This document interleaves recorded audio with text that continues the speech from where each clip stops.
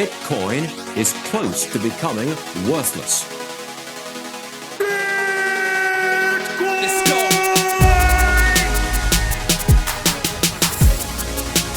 Now, what's the Bitcoin? Bitcoin's like rat poison. Yeah. Oh. The greatest scam in history. Let's get it. Bitcoin will go to fucking zero. Yeah.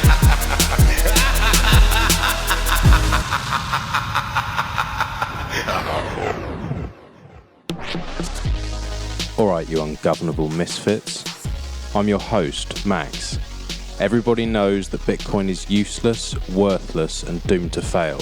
But what if everyone's wrong? What if it's the system that is doomed to fail? Join me as I speak to some of the brightest people in the space and slither to the deepest, darkest depths of the Bitcoin rabbit hole. Welcome back. I recorded with Bitcoin QNA a couple of days ago to run through his new seed tool website. It's really impressive. I didn't really grasp it the first time he explained it to me or quite how important it would be, but after having a play and especially now after recording with him, I would suggest to anyone listening to this to go and check it out. I've put the link in the show notes.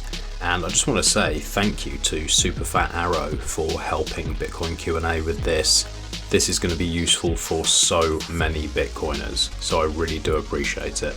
If you find the tool useful, please consider donating. It's really important that we support these open source projects.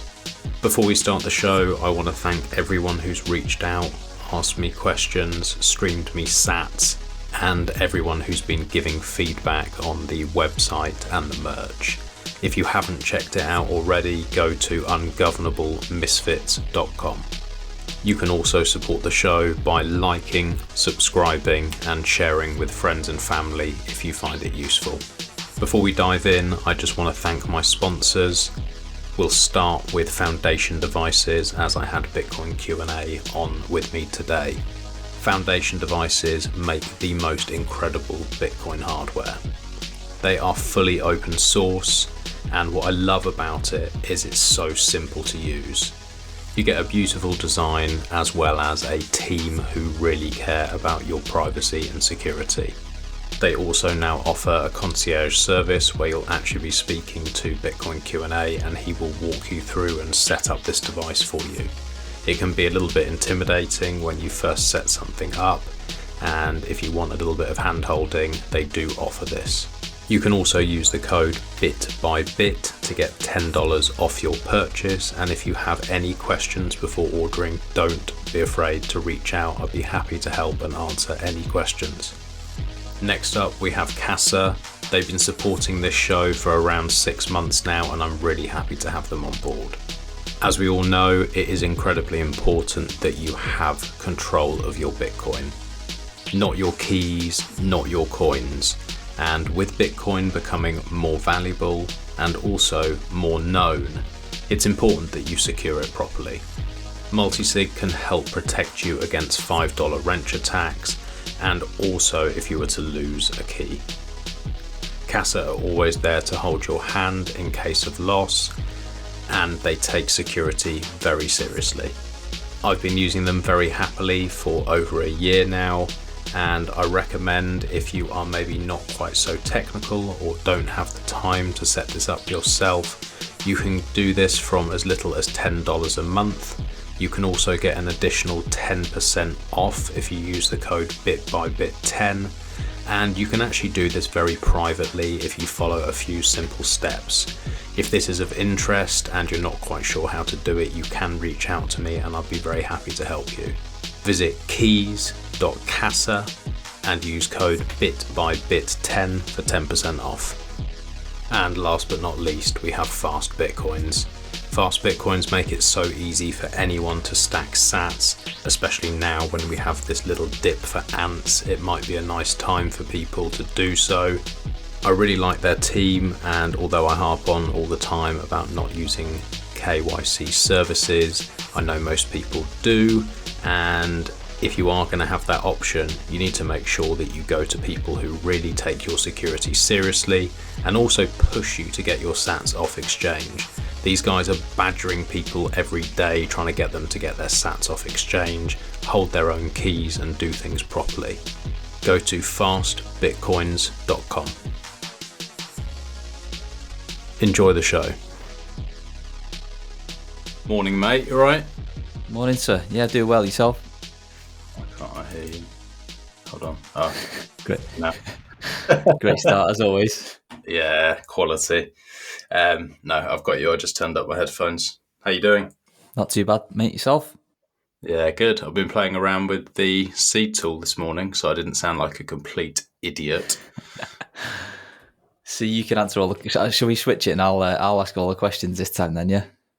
Yeah, let's try it. And then when that fails, we'll switch it around again. But no, it's really cool, mate. It's really, really cool. Because you were explaining it the other day, and I was like, I think it was the end we just recorded, and then you were like explaining it quickly. I was having a look. I was like, yeah, I get sort of like half of what you're saying. I didn't really think about it too much. And then before we were getting ready for this call, I was like, I'll just check it out. And it makes a lot more sense to me now why somebody would find this useful. So, yeah, that's why I reached out and was just like, I think we should do a call on this, because as people are getting deeper into Bitcoin, I think a lot of the people who are listening to this show especially are like trying to do things the correct way, trying to use the tools as they should be used. And I think this is going to be like a massive part of that, a really useful thing to help people wrap their heads around. Like hearing things in theory and actually getting to play with something like this is very different.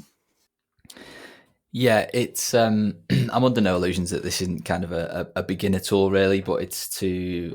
yeah, as you said, really, it's sort of for those, the more curious Bitcoiner that might sort of want to start to understand or try to understand the nuts and bolts of what's going on underneath with the various different wallet standards that we've got, and just plain and simple as what's actually happening when they download say Samurai Wallet and they click generate wallet or generate seed. I can't remember how they badge it, but yeah, it's kind of, I see there's two sides to this tool, really. The main one is kind of an education piece, which is easily accessible via my website at bitcoiner.guide/seed, and you can just go online and onto that website and play around for hours and generate 3 million seeds if you want, and not have to worry about backups, etc., and just sort of see how the different features kind of are all interlinked to one another. And then the other sort of side to that is where the more advanced user that is comfortable taking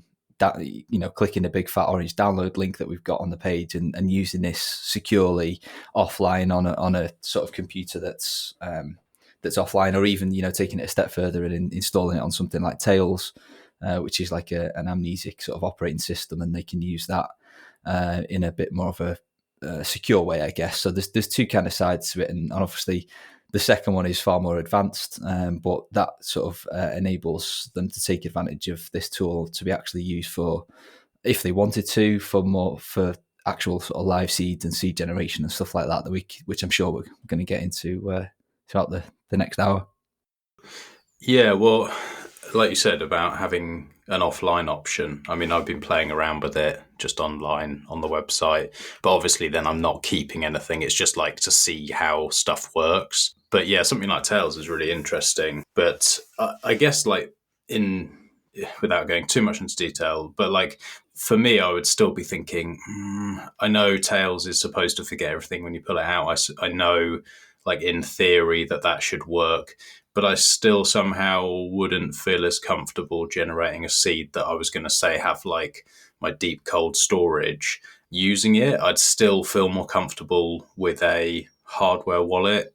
I don't know why. I just feel like, because it's specifically designed for that job and that job only. Yeah. And 100% agree.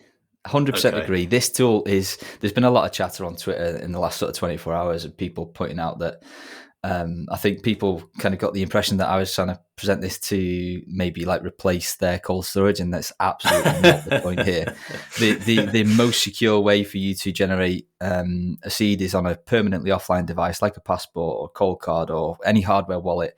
that physically can't connect to the internet. This tool is not to replace that. I kind of see it as working in tandem. There's a couple of use cases that are outlined at the top of the page, and I'll just kind of check them off as to where this tool can come in, and maybe when you're using some of the features on some of these hardware wallets, that you can use this tool as like a check piece, maybe sometimes, like to check that. I'll use the example of, let's say you're using Seed Signer to, and you're using it to generate a seed using dice rolls. So Seed Signer is great for this, where through the UI you can say, yep, I want to generate a 12-word seed, and it'll say, okay, give me 99 dice rolls. So you roll your dice 99 times, one by one, and every time you get a dice result, you put that into the Seed Signer. It takes that entropy and turns it into a seed word for you, which is fantastic, and it's really great. And I urge anybody who's a little bit curious about the process to give it a whirl. The problem is how do you know that Seed Signer is taking the inputs that you're actually giving it and producing the correct seed? You kind of got to trust it, unless you're qualified enough to go delving through the code to check what's going on. Mm-hmm.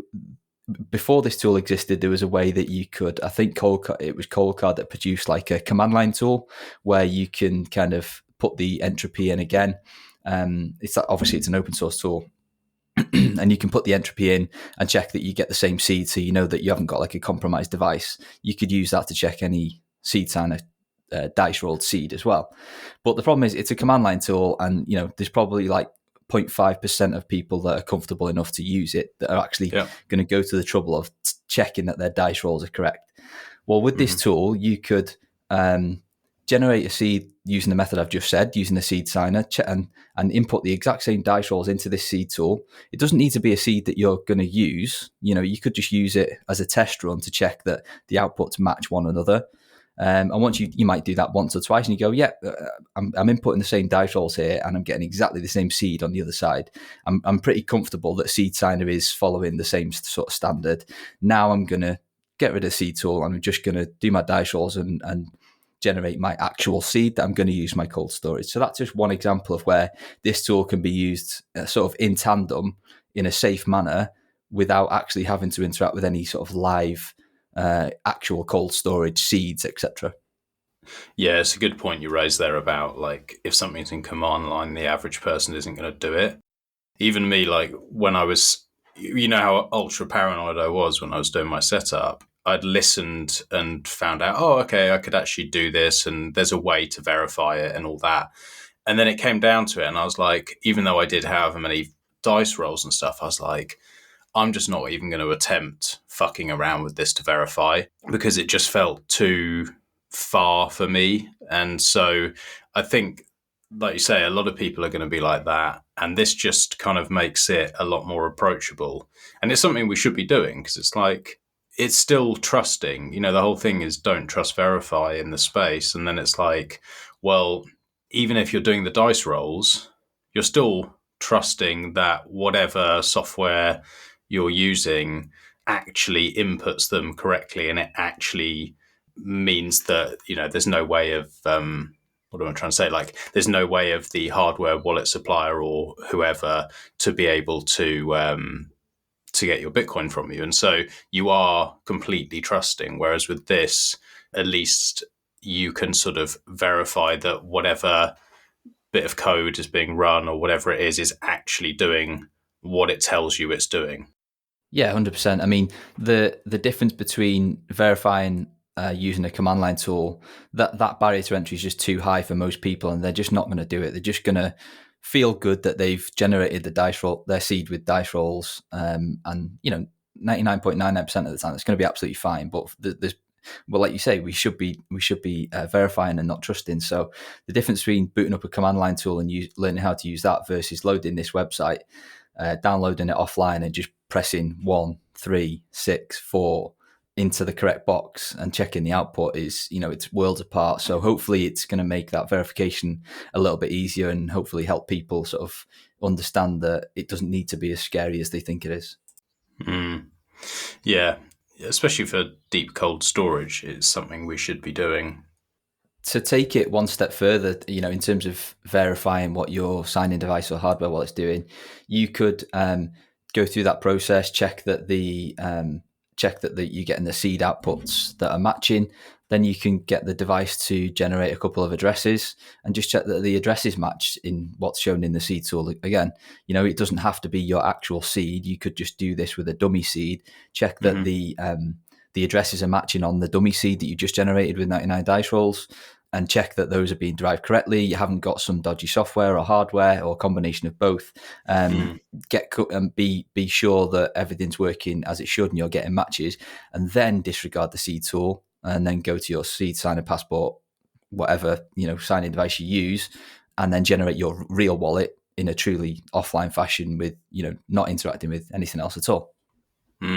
Yeah, because that was one thing when I was first thinking about this, when you were first explaining. I was like, this is cool, but I'm not going to use it because I don't trust, even if it was on Tails, enough to input my real seed to check. But you make a good point, which is like, just test it. All you're doing is you're testing that the system works in the way that it's been sold to you, or that the way that you think it works is how it's actually working. And then if you test that on your seed signer or passport or whatever you're testing, and then okay, this system does actually work, I've tested it, it's okay, then you do it, and then you don't put that data into the seed tool after that, because you already tested the system, it works, and now you're good to go. It's like a belt and braces approach, just to make 100% sure.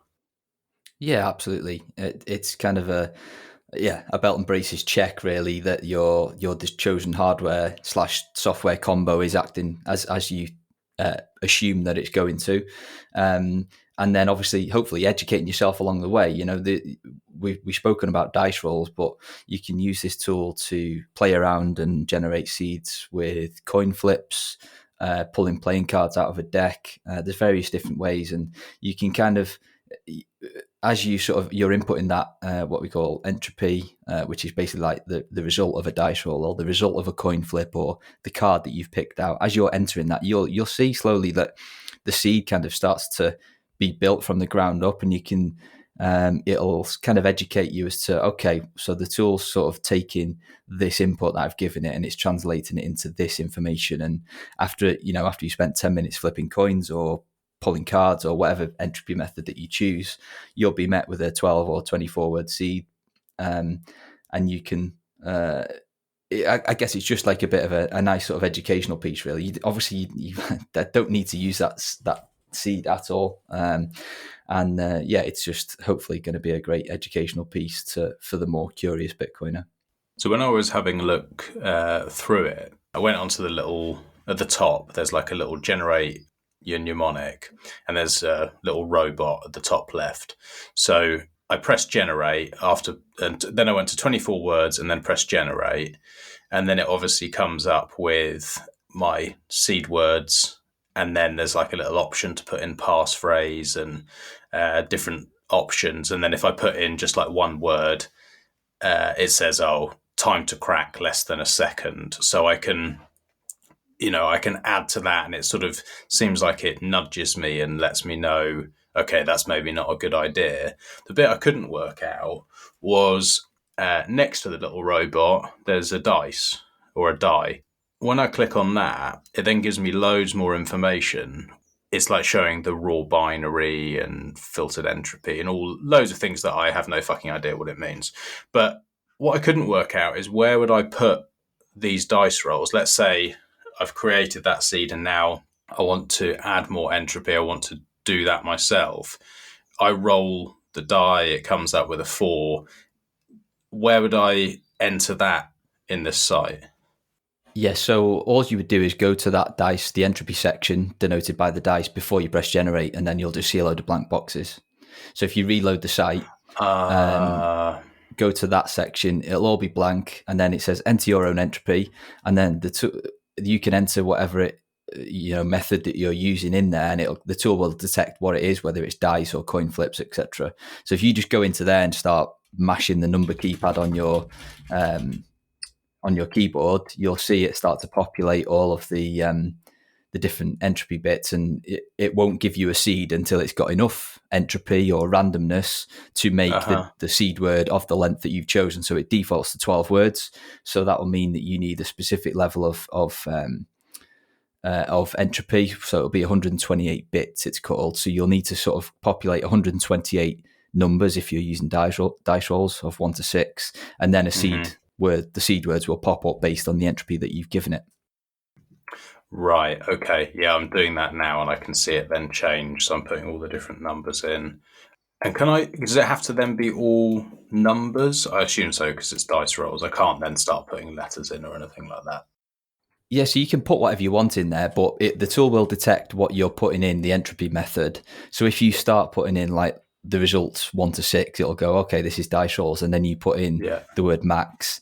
It's just going to disregard that because it's like, well, hang on a minute. You can't give me dice rolls and some and some random text, etc. So it will filter that out, and that you'll actually see that there.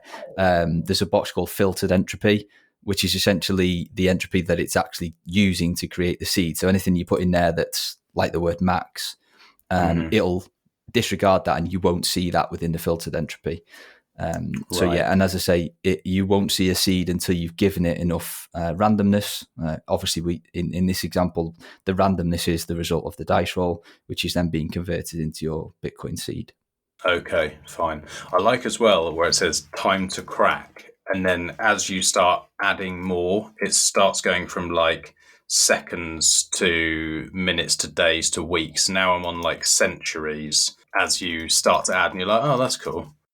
So I'll tell you where that's really useful, because obviously the tool won't give you a seed until you've given it enough randomness, and by that time it will say centuries, which is obvious. We want that for a Bitcoin seed. But if you head down to the passphrase section, obviously you can type in a passphrase is like kind of like an open text field, really. You can put whatever you want in there.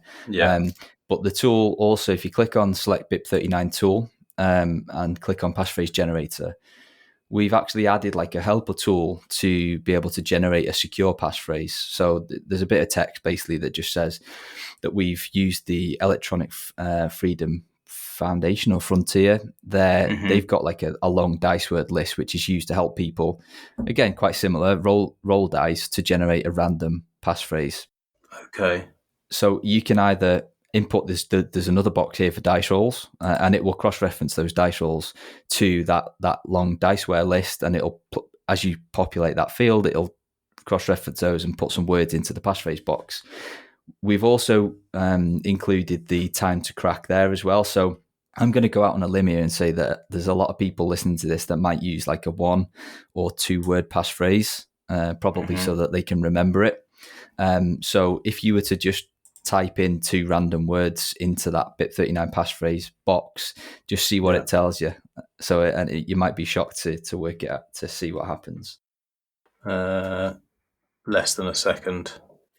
Yeah. So what that means essentially is if somebody was to find your seed words that are presumably written down or stamped into metal, and you had a 2-word passphrase, an attacker with some brute forcing software could obviously plug in your seed words because they're in plain text, and then it will start brute forcing all of the easy to guess passphrases, or the short ones. And obviously 2 words is pretty short, and the likelihood is it's going to take them not long at all to crack that passphrase. Now, if you had a 3rd word, you'll see that jump to something like 10 years. So there's a massive difference between the length of a 2-word passphrase and the length of a 3-word passphrase. No, wrong. Time to crack 3 minutes. So it depends what word you've typed in there as well, of course, because if those words are even loosely can be sort of deemed like common use or might be formed in a sentence or phrase, then that would make it far easier to crack than some 3 random words, which I've just added. Mine says 12 years, and that's because they've been added completely randomly. So out of interest, what words did you use? Weasel, word, and walk. Maybe because they're all W's or something like that. Let me put another. I've just put in tart, and that's 12 minutes. Weasel, word, tart. Nice choice. So yeah, the tools obviously dictated. It's got an algorithm in the background as to how long it would, on average take to crack that. So it's obviously deeming that those words aren't that random from one another, which is why using dice rolls, or if the tool will add it at random using a random number generator as well. We've got an add word button as well. So I've just added the words drove, legible, and coastland, and my passphrase is going to take 12 years on as an estimate to crack. Those are long words that I can't spell. Exactly. These are the things I need to think about. Yeah, and it also demonstrates the importance of randomness, that randomness isn't necessarily equal. So the 3 words you've just chosen versus the 3 words that I've just let the tool choose at random for me, clearly there's quite a big difference in terms of the likelihood that they are going to be cracked or brute forced, if you like. And as soon as you add a 4th word, it jumps up to centuries. So 4 to 5 words seems to be the kind of sweet spot for the length of a passphrase. Now, of course, you can make it even more complex / secure if you added something like special characters or numbers as well. Obviously, that's going to increase the complexity of it again. But again, just about an education piece that, if you were to get 12 words and then add in like a passphrase that might be, people are lazy, aren't they? That they might add their common password that they use to log into Twitter with or something like that.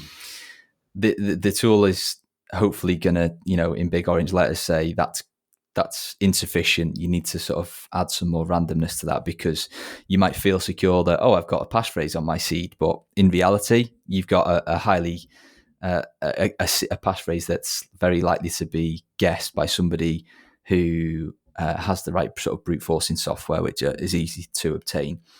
Again, just so people aren't sort of sat there listening to this shitting themselves, all of this is working on the assumption that your seed words are also compromised as well. So if someone has this brute forcing software, that amazes me that they can crack something so quickly, because it's like the software's having to guess, like if you're doing 3 words, for example, where I did there, and it's like 12 minutes. Is it just constantly just pushing combinations of words and letters and numbers and special characters until it randomly just finds the right one? And also, if it's doing that, then how... because they're not doing it on the hardware wallet. I was just thinking, like, it's not like you're actually... they're just running it in a bit of software with the 12 or 24 words they've already got. And then what will happen? How are they then going to know that it's correct? There's going to be something that's going to show them, okay, right, we've got it. Yeah, so my guess would be, I've never actually used some of this software. I'm just working on theory here, but my guess would be that with each seed, which they know, plus the passphrase guess that the software gives them, they'll check like the first 10 or 15 addresses and see if there's any funds in them. Because obviously the seed plus passphrase combination derives a specific list of addresses. The tool will probably automatically just check the first couple, and if it detects any activity whatsoever, it'll probably flag it to say there's activity on this one, check it out, see if it's a live seed and there's any funds in it. Okay, all right, yeah, that's really clever. Okay, so basically anyone who's going to have a passphrase needs to have that, because presumably if someone's actually coming after hardware wallets, or they're coming after people's seed words and phrases, they probably are going to have this sort of software, because otherwise they realize they're going to be fucked. Because most people who have any sort of serious funds do have a passphrase, so they're likely to have this kind of stuff. Yeah, absolutely. And the point of this section of the tool that we've just been talking about is just to demonstrate that a 1 or 2 word passphrase that the likelihood is most people are going to be using is pretty insufficient if you're the subject of a targeted attack where somebody, is trying to obtain your seed words, and you think, the passphrase is kind of the last line of defense, isn't it, against if your seed words are compromised. So it's just to demonstrate that whilst, a 1 or 2 word that you might try and remember is easy to remember, and you might not write it down or something like that, then it's just to demonstrate that, that's probably not going to be sufficient if you're the result of a targeted attack. Okay. Yeah, that makes sense. And then presumably it's the same if someone, say, I don't know why this would ever happen, but if, like, say, someone finds 10 of your 12 words, then presumably they can do the same thing and they can guess, it relatively quickly with the same sort of software. Like, let's say you're not using a passphrase and they're just like, okay, I find 10 of the 12 words. They can do the same. Yes, and the tool, if you click on the BIP39 tool drop down, there's actually a section there called Split Mnemonic, which is a very infrequently used method of kind of splitting your seed words up into 3 different cards, so that you need it's just a way of secure, so there isn't like a single point of failure, if you like. If you click on that again, we've got that same algorithm as to. I can't see it. Split. So where it says select the BIP39 tool, that's a drop down menu, and in there it should say Split Mnemonic. Yeah. Split Mnemonic. Okay. So that's thankfully it's not used very often because I'm really not a big fan of it. But it's to demonstrate that if somebody has a portion of your seed, like a third of it, then the likelihood that they can brute force the rest of the seed grows exponentially with every increased word that they get. So in your example of 10 words, then yeah, it's because it's very likely that could be brute forced. I'm not sure how somebody would discover 10 words of your seed and not the final 2, but yeah, well, it was just like a random thought. But then, okay, so this BIP39 split mnemonic, they split it into 3 cards. What if they find, because on this example that they show is card 1, card 2, and card 3, and like half of each card or a part of each card they have the word for, and then half is like crossed out where they don't.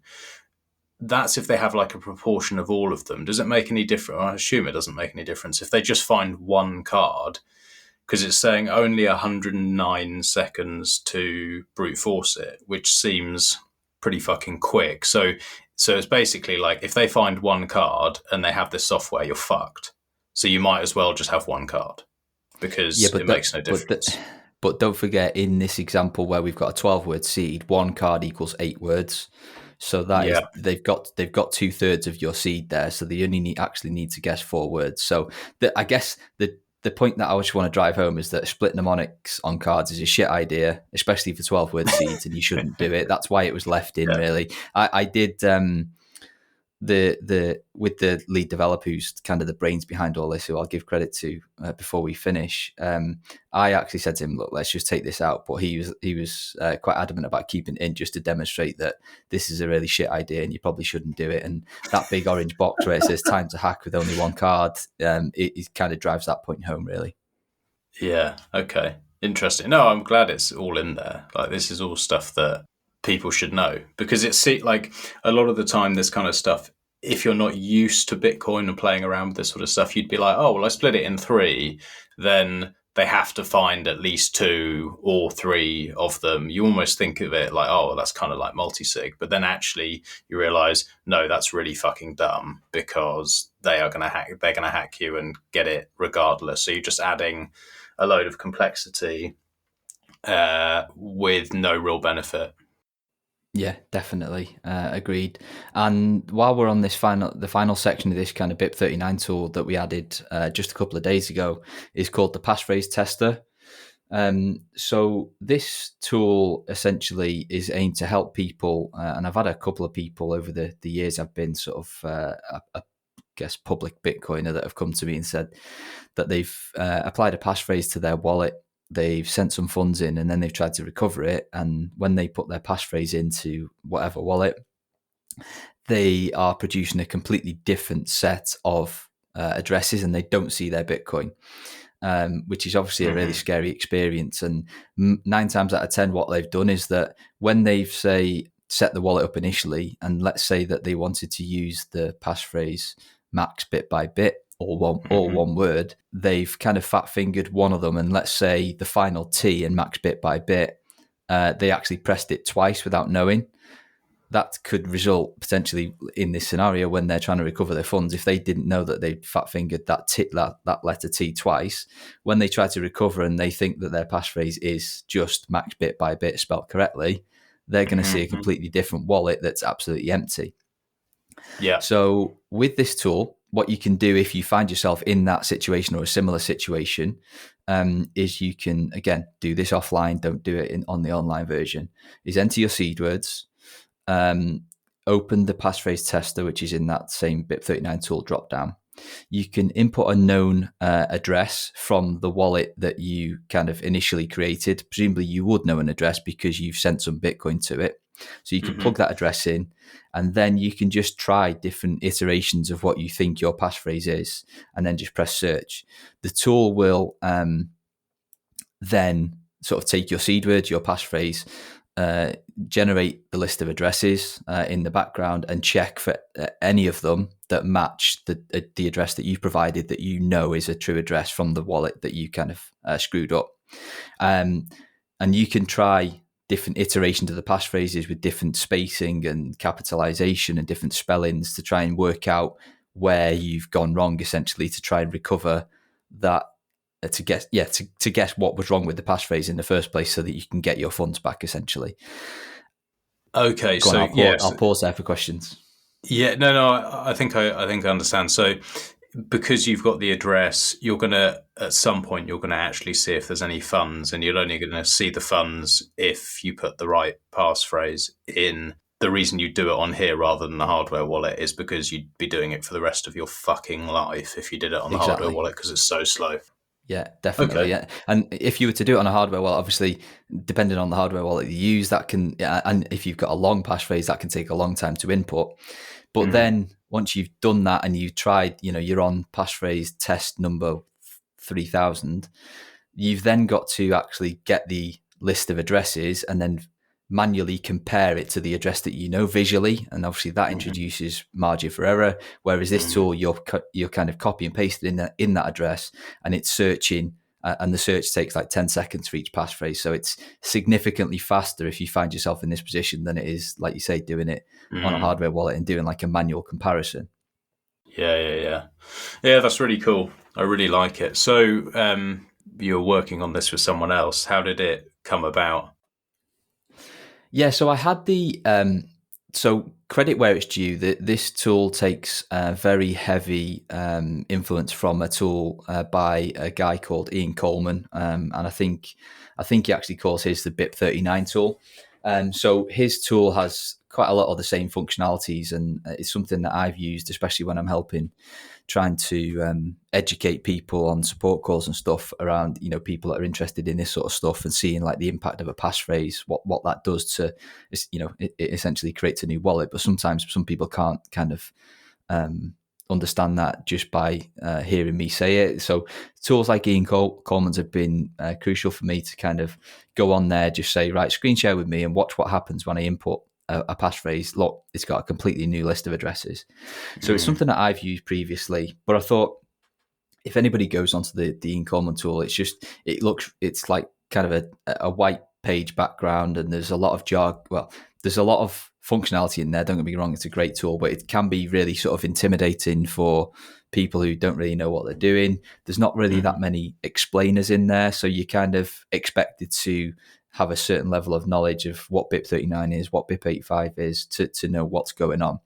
So I thought, well, I really love the functionality of this tool, but I really want to make it a little bit more approachable. I want to make it look a bit nicer, and I want to add some extra features as well, which I'm sure we'll come on to in a sec.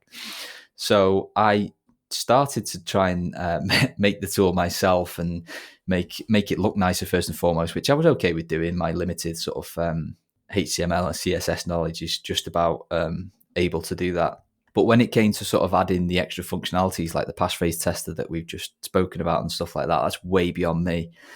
So I just kind of dropped a message into one of the matrix rooms that I was in and see if anybody was interested in working with me on this. And a super shadowy coder called Super Fat Arrow reached out and said, yeah, I'm looking to get involved in this. And it kind of went from there, really. And I sort of shared with him the vision that I had for the tool and what I wanted to make it, what functionality I wanted to add and how I wanted to make it look, and what the goal was. And to be fair to him, he's absolutely ran with it. And aside from contributing all of the technical code in the background for this.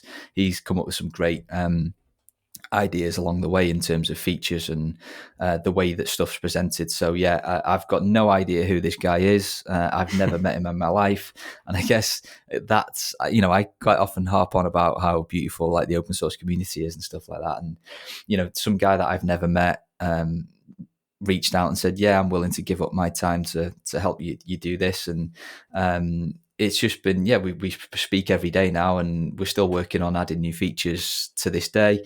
And it's just really great to, I don't know, it's just been really organic, and I just love the way that it's come about. And I'm really thankful to him, because without him, this tool probably wouldn't ever have existed, because I probably would have given up halfway because of, reached the end of my my knowledge and would have just kind of given up. So yeah, without him, we wouldn't even probably be having this conversation. So big, massive shout out to him and his. If anybody uses this tool and finds it valuable and using it day to day or whatever, and you want to send some tips or anything, then his donation link is at the top of the page. So feel free to shout him some sats via his pay name.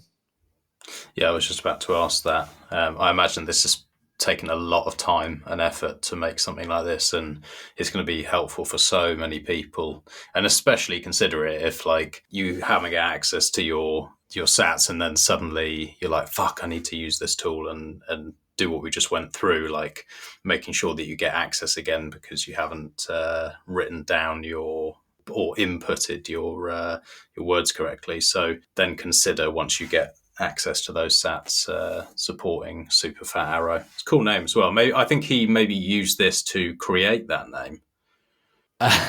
Yeah, I see what you mean, using the random number word generator. Yeah, maybe you're on something. No, I think his GitHub name predates this tool, unfortunately, but it's a nice idea. Oh, okay. Yeah. So, and what other things can I do with this? Like, we've gone through a few of them. What other clever, cool stuff can we do with this tool? Yeah. So the next kind of section of the tool after seed generation and input is derived addresses. So once you've generated your seed, or via dice rolls or input, you can input a seed. Again, don't do this online. You can head down to the derived addresses bit, and you can, let's say you wanted to see the native SegWit addresses for the seed that you just created. You can see that in this section.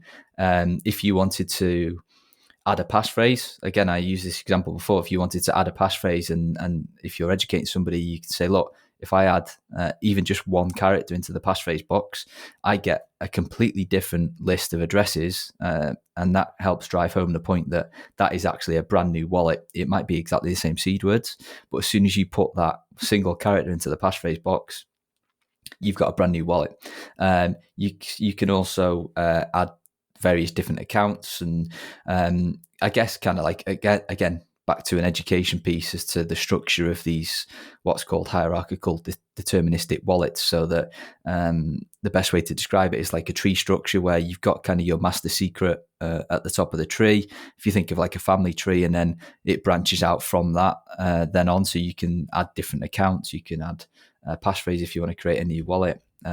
So that the derived addresses bit is essentially, it's just the list of addresses based on the entropy and the seed that you've got in the top of the tool. So you could use this as kind of, again, to cross-reference against your hardware wallet or sign-in device. So if you let that generate a seed for you, and then look at the first address that it gives you, you could enter the test seed into this tool and check that you get the same address, just to check that it's generating the correct addresses for the derivation that you've supplied. Again, don't need to do that with an actual seed. You could just do it with a dummy one to start off, just to test that the hardware or software is acting as intended.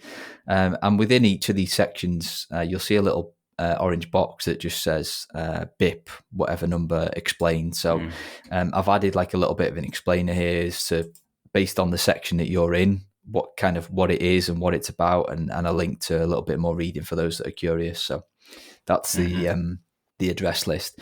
And this is kind of a bit of a I guess advanced feature, but sometimes people want to get like a bulk list of addresses from sort of just for testing purposes or things like that, and you can download that into like a CSV file if you wanted to from the file, as well as to as many as you wanted. If you want 1,000 addresses, you can have 1,000 addresses and it'll dump them all out for you. You can do that on your hardware wallet as well.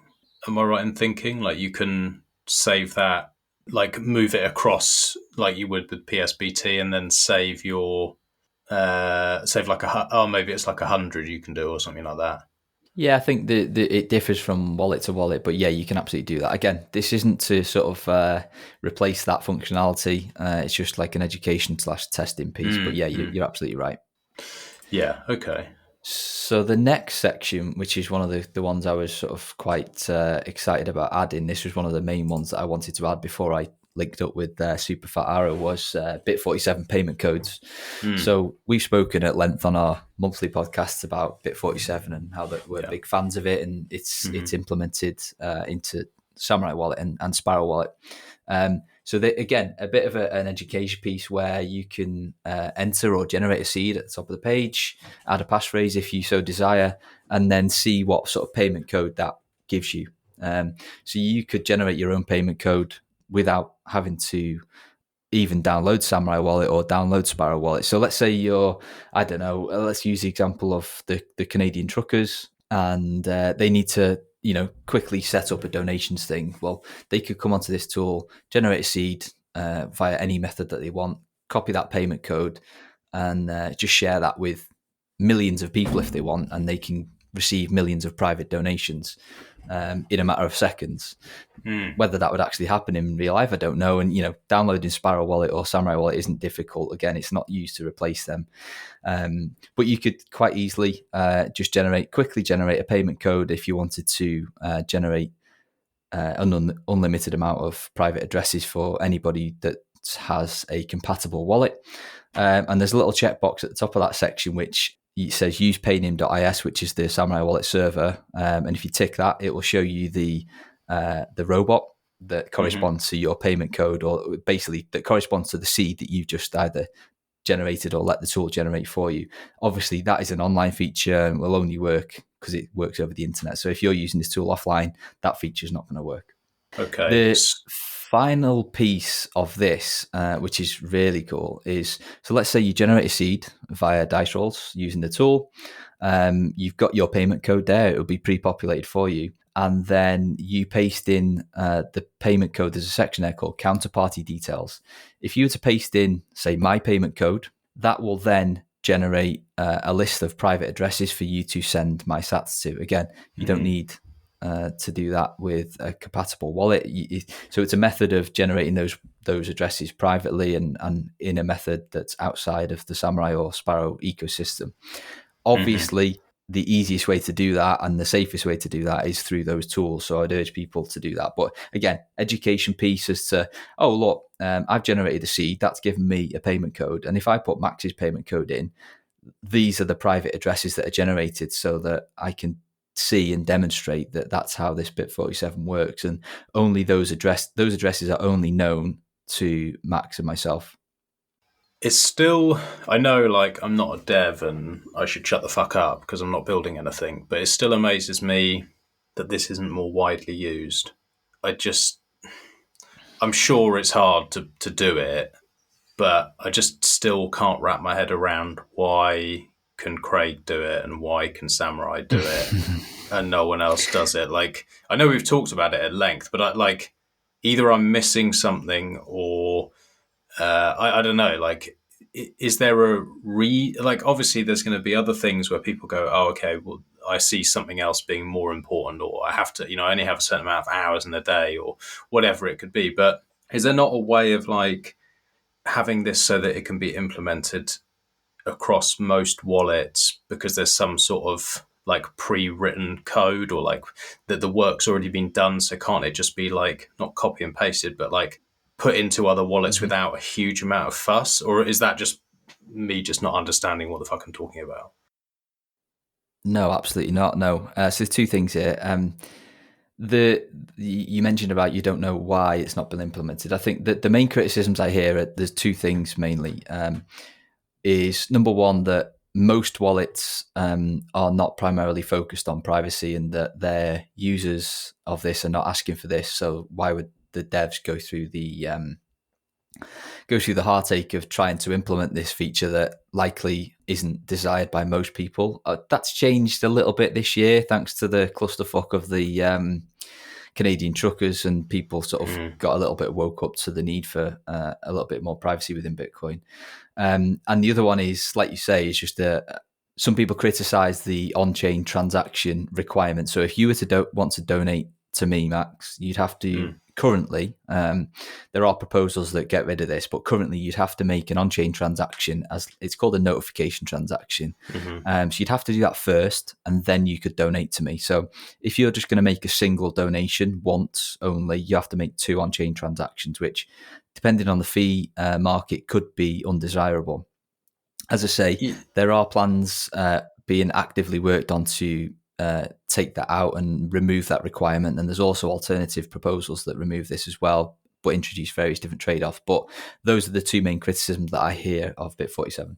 So if we look at it today and at, the last year or whatever it's been, with very, very low fees, to do this first transaction and then the second transaction, if it's, say it's like to the Canadian truckers, presumably you can set the fee as low as you want and just wait.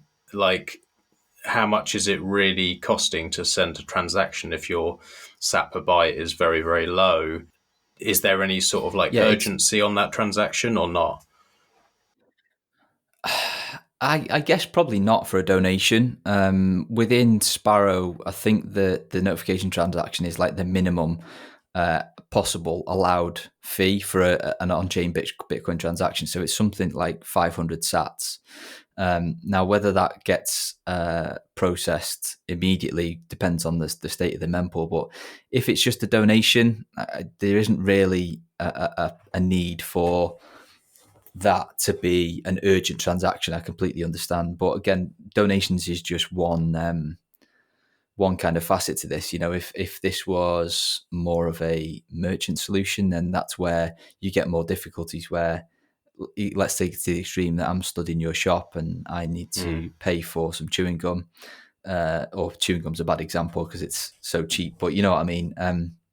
Then there's a little bit more urgency required there. So that, this might not be as well suited to that situation. So I think it's very situationally dependent. And just to come back to your comment on why isn't there like a pre-written code, or also known as a library, so that somebody can just bolt this into their app. Well, that's actually being worked on in Bitcoin Development Kit, which is like a framework to build wallets on top of. So it's kind of like it's got many of the difficult stuff kind of pre-written, so that anybody that wants to build a Bitcoin wallet, an open source Bitcoin wallet, can kind of use that as their framework and then put all the shiny, the polished bits on top of it, and it'll sort of speed up the development process significantly. So that's actively being worked on, and I'm really excited to say that it's the framework that we're using to build Envoy at Foundation Devices. So yeah, that exists. It's very early days, and I guess it's just a case of time will tell,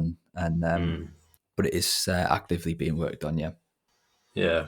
Just like a final thought on all of that is even if people who are developing these wallets don't really care about privacy, I would think that it would be a nice feature for people to have. Let's say I onboard 5 friends and they're like, oh, do you know what? One of them's like, I only want to use Blue Wallet because this Samurai one I don't like. For whatever reason, I want to use Blue Wallet. And someone else says, oh, I want to use this other one. Well, if they both had this implemented, then it's almost like having a contact list, because you're paying him and they can just click me or I can click them. And as long as you've done that first transaction, which is whatever that is, 20p to do that first transaction, 20p is not going to change most people's lives too much. And then from that point, they can just click it and it's done, rather than, oh, send me an address, and then pasting it across and all that kind of stuff, which like you get used to if you're fucking around with Bitcoin for a while, you just get used to that. But for newcomers, it's like, it'd be much nicer just to press the name and then send and it's done. Like, it's just a better flow. Yeah, it's essentially, if this was widely implemented and the kinks were ironed out, it gives that Revolut or Venmo Cash App style feel to the Bitcoin network, doesn't it? If you've got Revolut, I could go into my contact list, tap on Max, and just press send Max 50 quid. I don't. There's no interaction from you required. Nothing. I just a couple of taps. Well, Paynim's and its derivatives have the potential to make Bitcoin work just like that. Yeah. Cool. Right. Yeah. It would be nice to see it happen. Yeah, definitely. So the last section of the tool right at the bottom is BIP85 Deterministic Entropy. So I'm pretty sure we've covered this in our monthlies again. So a pretty high level. BIP85 is kind of a Bitcoin standard that I like to say one seed to rule them all. So it's let's say you've got your one master seed, which is for your cold storage. With BIP85, you could use that one master seed to generate an unlimited amount of what's known as child seeds from that. So let's say you've got your cold storage seed, which you've then generated with dice rolls, and you're really happy with how it was created and where you've got it secured and everything like that. You could then, let's say you then want to generate a seed for your Blue Wallet because you don't want to trust the seed that Blue Wallet gives you. Well, you could generate a child seed from that original master seed that you've got and then populate that into Blue Wallet. You could do the same for Samurai Wallet, Green Wallet, your Lightning node. And they would all be what's called deterministically generated from that one master seed. So what this enables you to do, if you choose to do so, I'm not advocating for this, but in theory it works, is you could have your one master seed, you've got that stamped into steel, maybe you've got a passphrase on it as well, and it's buried in your underground bunker in your garden, and you're really happy with that setup. You could then generate those 4 child seeds that I've mentioned before for all of your different mobile wallets and Lightning nodes, etc. Never back any of those 4 up. And then we get the apocalypse and your laptop gets stolen, your node catches fire, and somebody steals your phone from you, and you've lost all 4 of those devices and you've got no seed backups.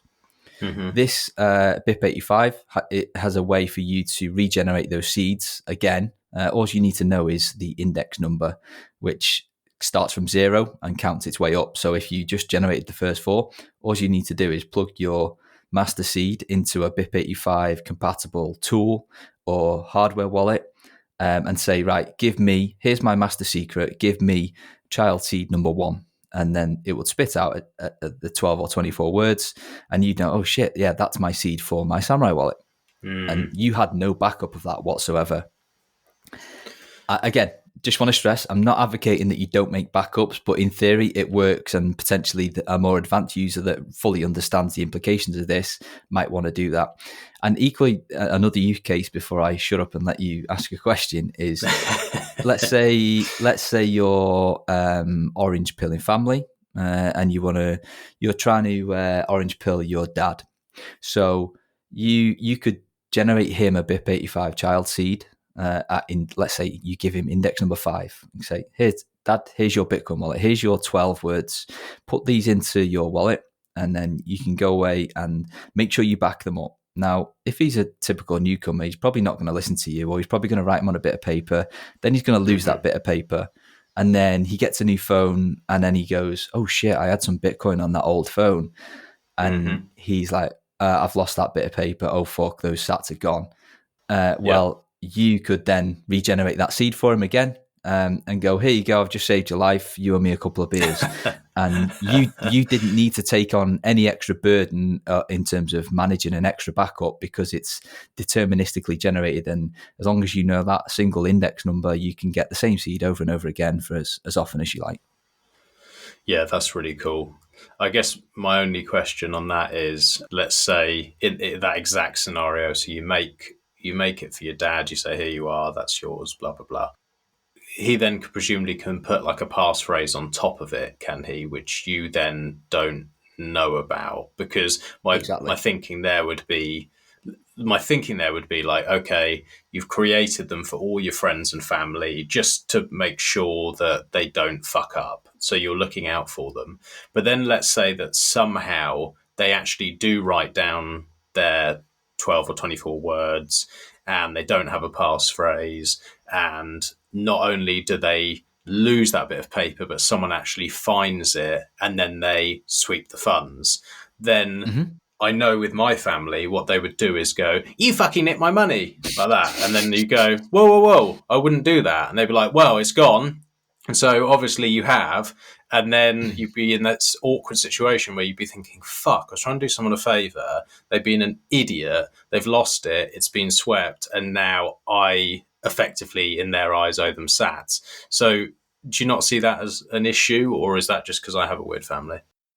No, look, that scenario is a trusted one. I'm not advocating that you try and do this to total strangers, to orange pill them, because I think you need to stress and make that clear to whoever you're doing. But I use the example of a family member on purpose. It is absolutely a trusted thing, and I guess it's an easy way or a foolproof way to onboard them, because if you were to give somebody or tell some, you're orange pilling your dad and you say, right, go and download Samurai Wallet, make sure you write down your seeds, and make sure you put a 5-word passphrase on top of that wallet to make sure it's secure.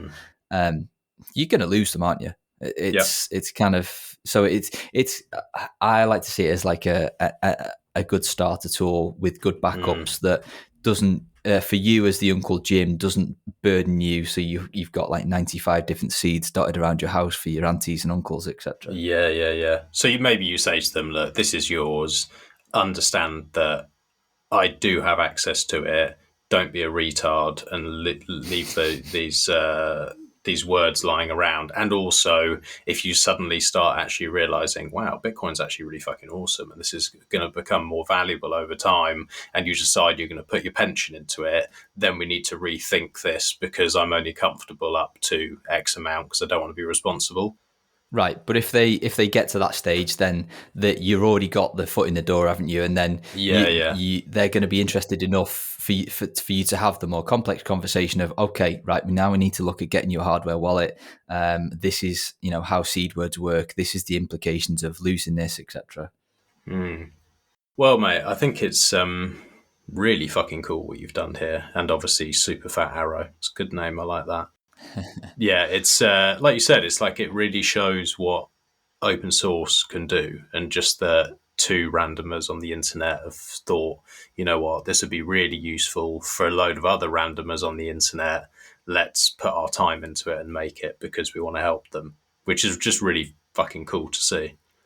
Yeah, agreed. I've made mention of Ian Coleman's tool and obviously Super Fat Arrow, who's the lead dev on this, but there's a fair few other libraries that have been used as well, probably totaling like 7 or 8 different open source libraries. So yeah, it wouldn't be possible without all of them.